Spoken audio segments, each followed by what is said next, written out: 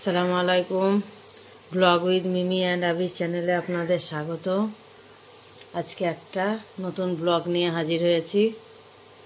আজকে দেওরকে নিমন্ত্রণ করেছি, দেওর আর দেওরের বউকে, তাই একটু ছোট্ট আয়োজন।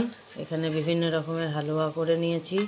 এটা ছোলার হালুয়া, এখানে আছে ডিমের হালুয়া, এখানে আছে পোস্তের হালুয়া, এখানে গাজরের হালুয়া, আর এখানে আছে নারকেলের হালুয়া, আর এখানে একটু কাশ্মীরি আলুর দম। অনেকটাই ছিল, সবাই খাওয়া দাওয়া হয়ে গেছে, আমি ভিডিওটা করতে পারিনি। আর এখানে করেছি লুচি।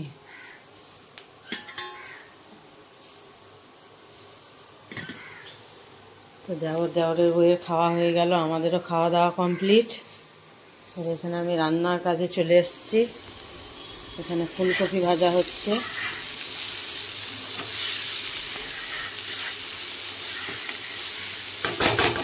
আজকে আমি কি কি খাবার দাবার করলাম আপনাদের সঙ্গে শেয়ার করব। এখানে চিকেনটা কষা হচ্ছে, আমি কষাচ্ছি এখানে, কারণ খুব তাড়াতাড়ির মধ্যে করতে হবে, অনেক বেজে গেছে। এমনিতেই শীতের দিন, ছোট দিন, সব কিছু হয়ে গেছে। এখন বেগুন ভাজাটা করলেই হবে, তারপরে পোলাও হবে। পোলাওটা মা করবেন।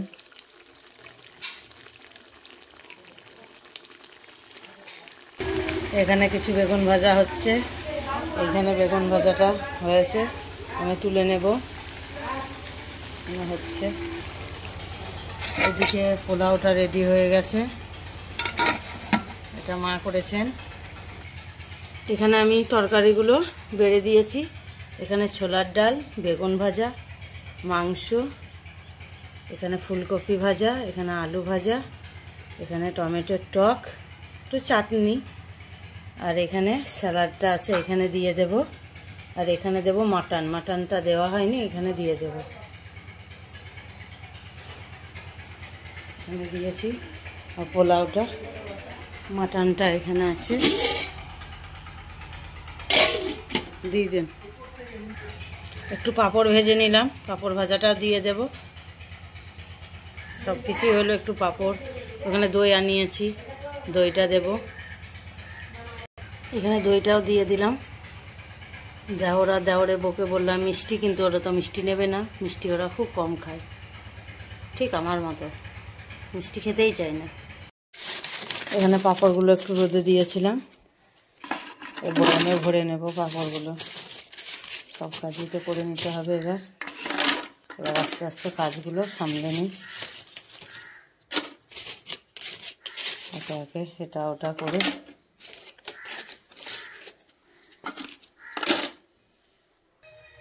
একটু রোদে না দিলে পাঁপড়গুলো ভাজা ভালো হয় না, একদম নেতিয়ে থাকে।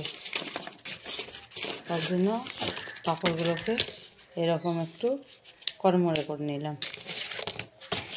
এটা যদি আবার ফ্রিজে রাখা হয় তাহলে আরও কড়মড়ে হবে, তাহলে আর কোনো দিন নেতিয়ে যাবে না। তো ফ্রিজে আর কত কি রাখবো বলুন, ফ্রিজে সবজিতে আর ফলেতে জায়গা নেই, আরও কিছু ভরা থাকে। এগুলো বের করেছিলাম, এগুলো ধুয়ে নিয়েছি, এগুলো শুকিয়ে গেছে, ঘরে ভরে নিই, আবার ভেঙে যাবে থালাগুলো।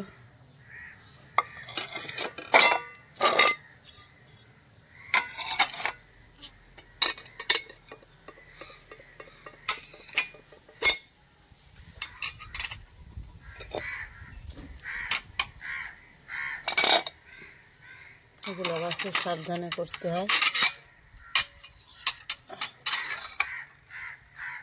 সব ঘরে ভরে নেব। এবার সব কিছু পরিষ্কার করা পালা। এইটাও পরিষ্কার করে নিলাম, গুছিয়ে দিয়েছিলাম খাওয়ার সময়, তো এটা পরিষ্কার করে নিলাম।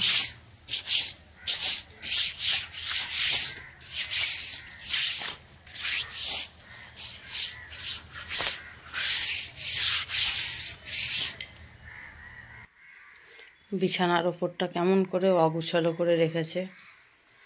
কি আর করা যাবে, যেমন আবির সেরকম আবিরে রাখবও তাই।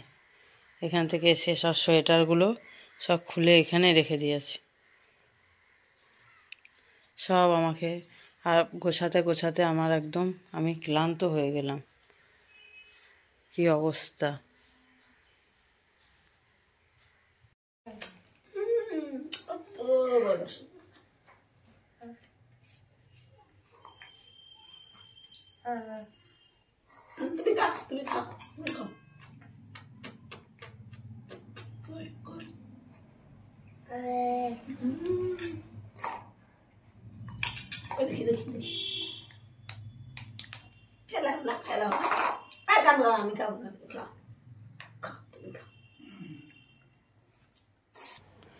মা আবিরকে খাইয়ে দিচ্ছে বলে আবিরও মাকে খাইয়ে দিচ্ছে।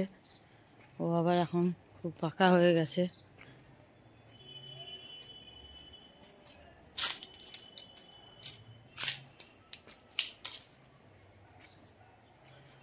সারাদিন ব্যস্তই ছিলাম, এবার একটু ঘুরে ঘুরে বেড়ালাম। ফুলগুলো দেখতে আমার খুবই ভালো লাগে, একটু ফুলের পাশে পাশে বেড়াই, খুব সুন্দর লাগে আমার।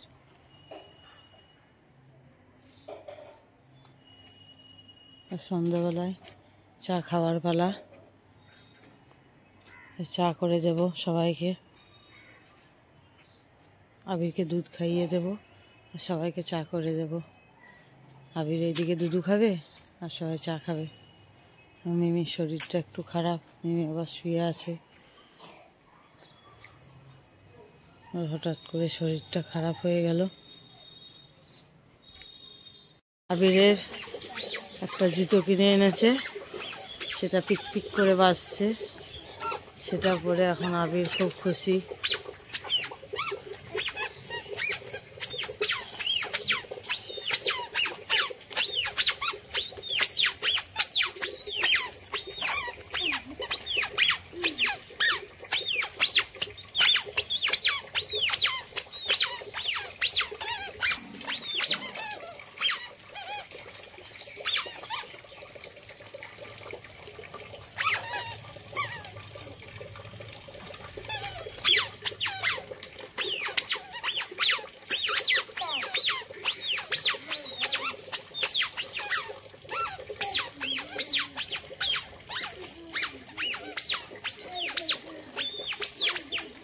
ও থামতেই চাইছে না, শুধু হেঁটে বেড়াবে।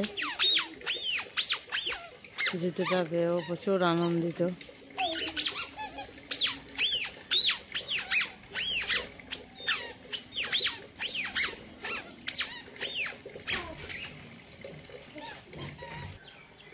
এই ব্লগটা এত দূরই করলাম, আর বেশি বড় করলাম না। আপনাদের যদি ভালো লেগে থাকে তাহলে অবশ্যই আমার পাশে থাকবেন আর চ্যানেলটিকে সাবস্ক্রাইব করে দেবেন। টাটা।